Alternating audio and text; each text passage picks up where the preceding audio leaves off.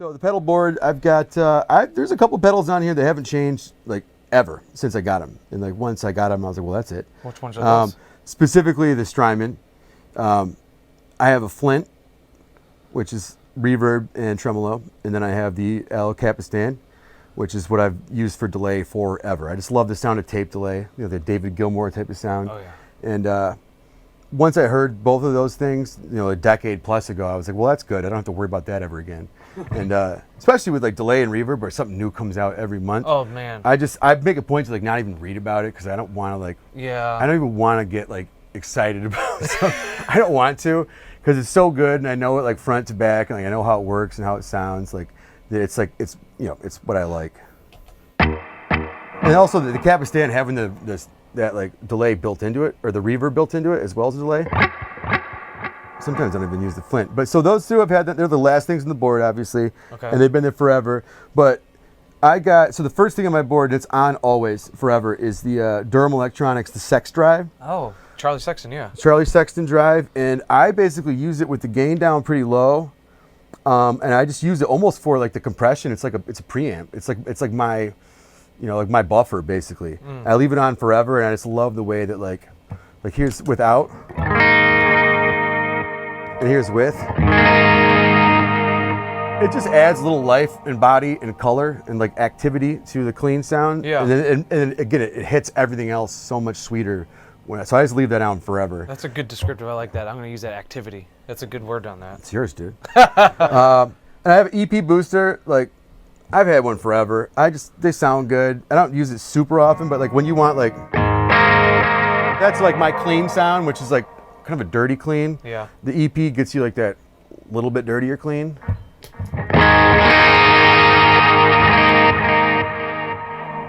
And again, I just like the way it sounds. I don't use it super often, but it's just certain songs like I don't want to like reset the amplifier for different songs, you know, for like what my bass clean level is. So I'll set it super clean for me. And then I'll use the EP to kind of get to that slightly more dirty level that some songs require. And then this is an actual like 81 like real deal tube screamer. Whoa. I was gifted it by a customer, Josh Klinghoffer. Heard of him. From the Chili Peppers. Yeah. Pearl Jam. Exactly. And it's real. I mean, it's there's no way to deny. It just sounds better and different than like normal tube screamers do.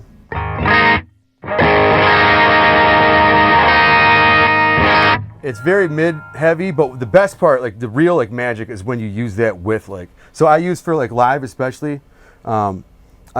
I fell in love with the Friedman, the BE overdrive pedal. Yeah. For me, like that type of overdrive, I love that amp, but I just don't want to deal with that amp. You know? Yeah. I can't afford it, so that's as close as I can get I to can't a afford it. Friedman. Also, I don't need like 3 channels that have like 18 dip switches. Like I can't just like get like option paralysis, and I get like anxiety, and I start to sweat, and I stop playing guitar, and I start worrying about knobs and stuff.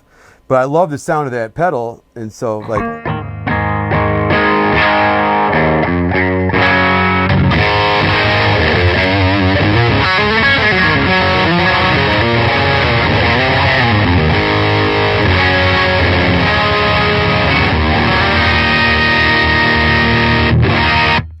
Sounds amazing, yeah. Right?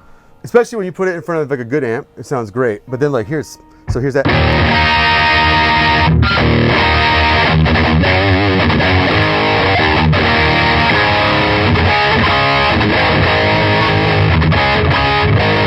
The tube screamer just like sort of tightens it up. Gives a little glue. Just a pinch, and especially for like lead stuff though, it's great because it doesn't really add an actual boost that you can hear, but it makes all your notes just sustain forever.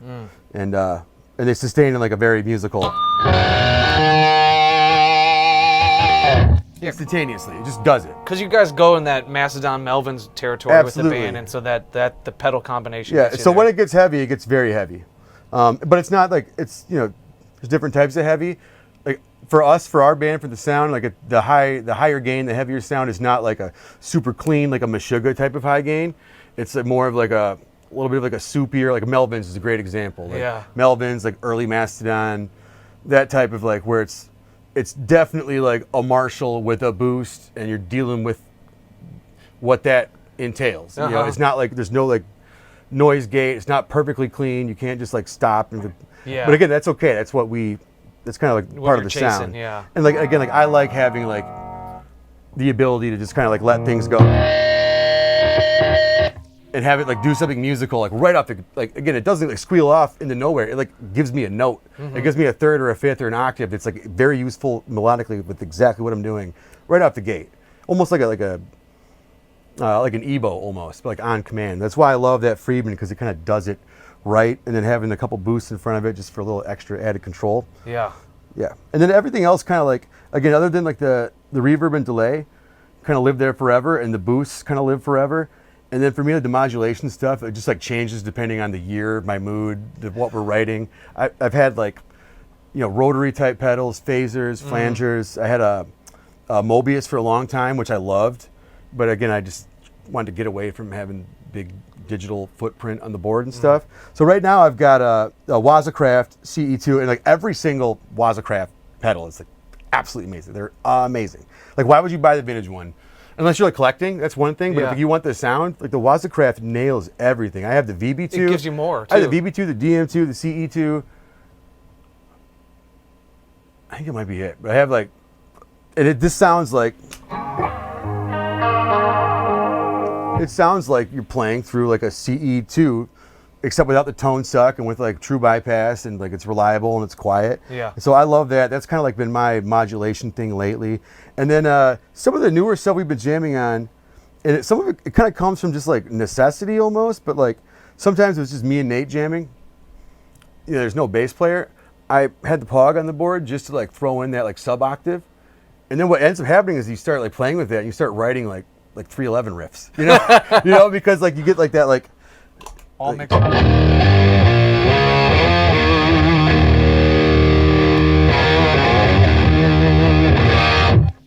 Omaha style. Exactly. Yeah. Freaky style. Yeah. So you just, that's on there just almost because it's kind of but it's more fun to jam when you got the low end, when you got the ass, when you don't have an actual bass player. Yeah. But it's kind of stuck because again, some of the riffs we've been writing, like it requires that octave sound riff, like that old school, like Boss OC2 or whatever. That sound is kind of like, you can kind of get it with a good overdrive with that pedal, and then some of the riffs require it now, so it's kind of stayed on the board. But that's really it. Like I try to keep the board like I used to have a really complex, and then especially when you sing and you play, it's not fun. Yeah. I don't like doing the tap. You're making it harder for yourself. I don't want to like tap dance while I'm trying to sing, while I'm trying to play, and like tap. It's really tough. So the less you can do, I feel like also just like, it's just realistic, like subtraction, addition by subtraction. Yeah. It just sounds better, right? The less shit in the fucking signal chain, the better it sounds. So the more I would take away from it, the more I would hear like the actual guitar tone. I was like, that sounds amazing. And nobody out in the crowd cares if like this song has the perfectly dialed in flange, but this song has a slightly different dialed in phaser. And like no one, like they can't hear it, right? No. It's all about like just like how you're playing it, what it's getting across emotionally, and like most like modulation effects, they will give you that color change that you need, even if it's not the exact color change from the record or whatever. And so that's kind of like shrunk and shrunk and shrunk for me. And it's gotten to the point where it's like I can get through most gigs, ideally with just like heavy drive, boost, and then like the delay, and then like, the extra when it needs to happen. But, again, it keeps getting smaller. And the nice thing is though too, is that like I've got like my quad Cortex is set up for playing live too. And that allows me for certain types of gigs to like get way more interesting and way more weird, cool colors and delays and strange reverbs and things like that I'm not going to ever, build a bigger board to deal with. Yeah. Well, Joel, love checking out your rig, and talk to your brother now. Yeah, awesome. Thank you. Yeah, of course.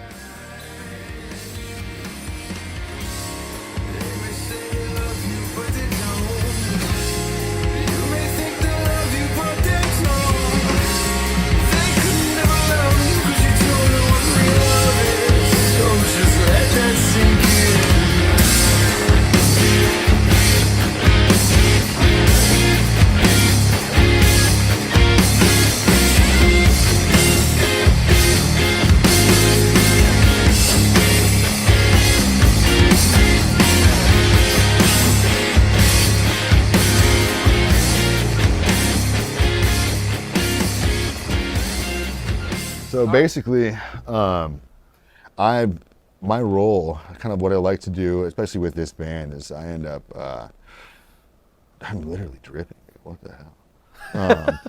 But The lights will get you, man. dude, it's hot. It's no It's joke. not fun being on this side of the camera.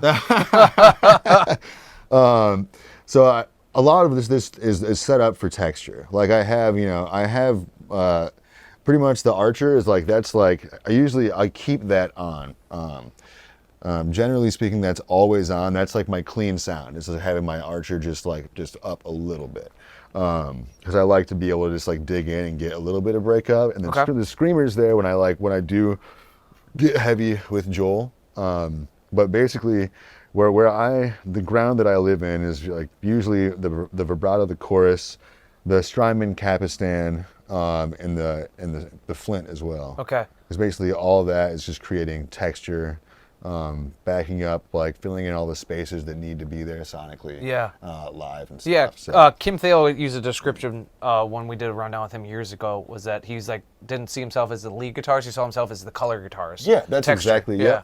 I'm the texture guy. Yeah. And I like being the texture guy a lot. Like, What do you like about that? Honestly, there's elements of it where, personally, I feel like one of my strong points is coming into someone else's idea and just thinking about what could be there. Okay. And or like how I can add to it, and just creating sonically, especially like in a live setting, even when you're just writing before you go into recording and stuff. Just filling out the space. Like sometimes, like Joel will come to me sometimes with an idea and be like, "Hey, something's missing. I don't know what it is. Like, listen to it, play with it, do your thing to it."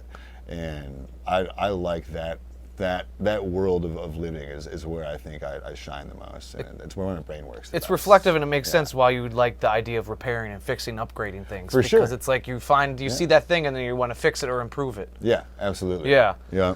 Well, talk me through the pedals. Obviously, we can see them here. They're pretty standard, but like show us how you're using them and some of the core sounds you need out of them. I mean, so the distortion stuff is obviously, that is what it is. We all I don't need to give you a bunch of tube screaming right now. My amps is going to freak out. But the Archer, like I said, that thing kind of stays on. This is a hot pickup already. Let's see. If you want to cruise back to the SG or the Les Paul, we can. But if you want to roll with that too, that works too. Yeah, it doesn't matter to me, man. Okay. I can play this thing right now. Also, I mean, for a lot of this stuff, like especially like close to the vest and things like that, I go to the vibrato. I go to vibrato because it's just like I said, this is all texture stuff. Get the little mini chorus there too. Yeah.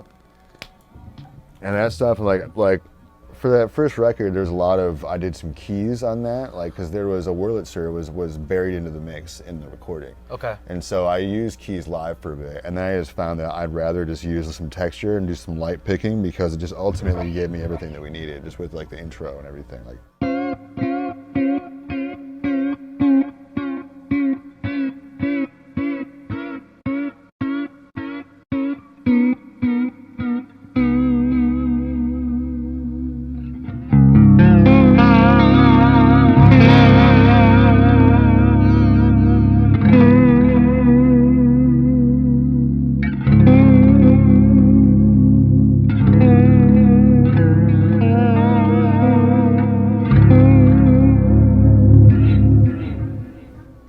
Dreamy. Yeah, very dreamy. So that was the cap, the chorus, and the vibrato. Yeah. It's interesting you're using the chorus with the vibrato, because they can I mean, do they similar. kind of do the same thing. The chorus is a vibrato that you have a dry signal the whole time. Yeah. So it just does this kind of around it. Yeah. But I kind of like using a little bit of both of them, just because like it's floaty. I don't know. You're a seasick kind of guy. Yeah. Love being seasick. It's great. And how are you using the Flint? The Flint would usually be my reverb that would be on all the time. Right now, it's the only thing that my little pedal train thing is actually acting out, so I'm not powering that on right now. Got it. But generally speaking, that's like the reverb on that thing I like to like kind of live on. Occasionally, like when we're getting heavy into our heavy riffing sections of songs and things like that, obviously that'll go away because I don't want it to be all washed out. But for the most part, I mean, in the background of everything I'm doing, the Flint's usually living on. Okay. And then you got the L cap there. Yeah. The cap is fun because even just like you can hold the bypass. It'll just do some crazy stuff too. All right, am I wrong? What is it? Is it that one? I